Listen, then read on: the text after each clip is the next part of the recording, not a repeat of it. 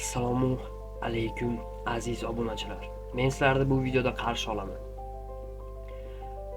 Esinglarda bo'lsa, o'tgan videoyimizda men birinchi GPT modelini yaratmoqchiligim haqida aytdim sizlarga va hattoki davlat tomonidan men mablag' so'ragan edim, lekin ishtim o'xshamadi. Ishtim bo'lmadi, mablag' olmadik, ishtimaga erishmadim. Lekin endi boshlagan ishni tashlab ketish meni yo'limda emas. Maqsadim bo'lsa, oxirigacha olib boraman, добиться qilaman maqsadimga. Bu videoda esa men sizlarga qanaqa texnologiya yaratganligimni yoki qanaqa texnologiya ishlatayotganligimni ko'rsatmoqchiman. Bu texnologiyaning nomi Refine Tuning deyiladi. Shuni men sizlarga bugun tushuntirib o'taman va yangi kompaniya ochganligim haqida va IT Parkni rezidenti bo'lganligim haqida ham sizlarga aytib beraman. Aytgancha endi nimadir ham demoqchi edim. Haterlar, emiylar. Endi esa meni texnologiyamga o'tamiz. Men eslatib o'tgan texnologiyaga, Refine Tuningga. Sizlar o'ylanglar, sizlarda server bor. Siz bunga LLM modelini ulamadan olib bosasiz. Undan keyin esa Pythonda yozilgan Refine Tuning uchun kodni serverga o'tkazasiz. Va oxirida siz o'rgatmoqchi bo'lgan matnni olib JSON fayl qilib serverga yana bosasiz. Hamma yo'q tayyor bo'lgandan so'ng siz kodni ishga tushirasiz va boshqatdan o'qitilgan modelni Telegram botga yoki kompaniyaning veb-saytiga o'rnatib berasiz. Uyog'i endi klientga bog'liq. Sizlarda endi tushuncha paydo bo'ldi qanday ishlashini. Endi sizlarga men kod yozib Google Colab degan bloknotga yozib qo'ydim. Shu joyda endi men sizlarga buni qanday ishlash va qanday bo'lishini oddiy kichkinagina masala qilib ko'rsataman. O'tganinglarda joyda men hamma komandalarni Pythonda yozib chiqqanman. Shu kichkina knopkani ezasizlar va kod ishlashni boshlaydi. Mana birinchisida men kerakli Python bibliotekalarni o'rnatdim. Ikkinchisi esa o'zimga yoqqan Llama modelini o'rnatyapman ko'rib turganinglarda. Uni ko'ryapsizlarmi? Shu joyda knopka aylanib turibdi. Shu kod ishlayotganligini bildiradi. Pastda esa nima bo'layotganini ko'rsatib turadi. Mana haligacha kod ishlayapti, tugamadi hali ham.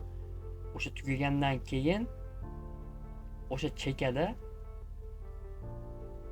o'zi yoziliq turadi tugaganligi. Uni galochka turadi, ko'k galochka. Bunisida esa qaysi joylarini boshqatdan o'rgatib chiqishni tanlayapman. Uni galochka chiqdi mana. 7 sekund deb yozib qo'ygan. 7 sekund ichida bo'ldi kod deb. Kodlar o'shimda chatni o'zini to'g'rilaydi. Qanday chatbot o'rgatilishini to'g'rilayapman mana. Hammasini birma-bir ezib chiqishingiz kerak. Bo'lmasam kod ishlamaydi.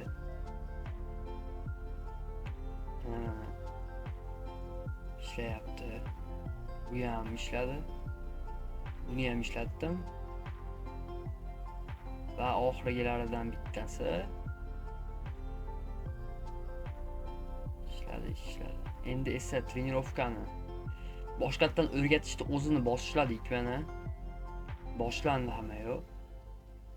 Ko'rib turganinglarda va boshlandi. Mana bu joyda yozib qo'ygan necha ming marta bo'lishi. Birinchi marta birinchi parametrda o'rgatdik. 50 mingtadan bittasini o'rgatdik tushunishinglar uchun. 50 mingtadan bittasi. 50 mingtani boshqatdan o'rgatib chiqish uchun bizga 78 soat ketadi.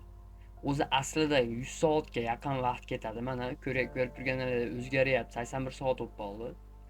Va bunaqa epoxalardan 4 marta bo'ladi. 4 marta 100 soatdan o'rgatishimizga to'g'ri keladi. Bu degani общий 400 soat. 400 soat vaqt ketadi bitta modelni boshqatdan refine tuning qilib o'rgatib chiqishga. Mana zapusk bo'ldi, haligacha ham ishlayapti. 10 ta bo'ldi hozirgi vaqtda. To'g'ri ko'rsatmayapti-yu, lekin mana mana bu joyda o'zi ko'rsatib turibdi 11 ta bo'lganligini. Mana endi 11 ta bo'ldi. 12 ta bo'ldi. Haligacha o'rgatyapti. Ha, aytgancha men sizlarga achesidan chiqib qoldi. Men rus tilida qilyapman hamma yo'lda. Xafa bo'lmaysizlar bu haqida. Kodni o'chirib qo'yaverdim, chunki 50 ming martani Google Colab ham o'zi aslida ko'tarmaydi. Google Colab yo'l ham qo'ymaydi. Sizga 50 ming marta chiqishingizga Google Colab prosta yo'l qo'ymaydi. Deta 2 soatdan keyin Colab o'zi o'chirib qo'yadi hamma kodni. Prosta ishlamay qoladi kodingiz, yozgan kodingiz. Bu sizga prosta namuna qilib ko'rsatmoqchi bo'lib yozgan kodim. Shunga o'xshash kodni men serverga bosaman. Serverga bosganimdan keyinroq ishlaydi.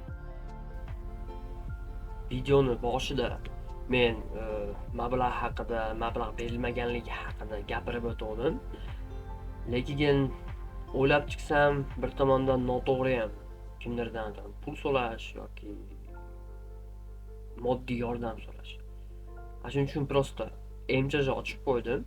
Hozirgi vaqtda kompaniya ochdim va meni kompaniyam IT Parkning rezidenti ham bo'ldi. Hattoki startup garaj loyihasini ham bugungi kunda rezidentligiga topshirib qo'yganman. Gaplashishim, aytishlari bo'yicha bugun erta bo'lib qolishimiz kerak. U yerda ham rezident. Shular orqali biz Aloqa Ventures'dan investitsiya tortsak bo'ladi. Shunaqa yo'li ham bor.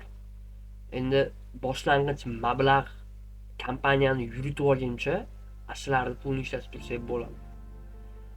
Kiritilayotgan investitsiyalarni ishlatib tursak bo'ladi. Endi aytib beradigan narsam shu. Bundan boshqa to'g'risi o'sha loyihalar ham yo'q. O'zbekistonda bor narsani ishlatyapman qo'limdan kelgancha. Endi oxiriga nima desak bo'ladi? Videoni oxiriga yetib qoldik. Endi videoni oxirigacha ko'rganinglar uchun katta rahmat. Iltimos, podpiska tashlab qo'yinglar, like bosib qo'yinglar. Bu videoni reklama yurgizgani, algoritmlarni oldinga surib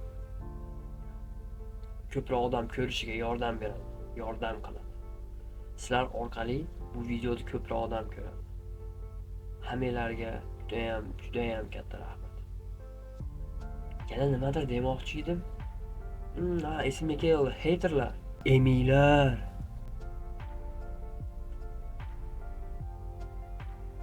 Menimcha bugunga hamma yo'q yetarli.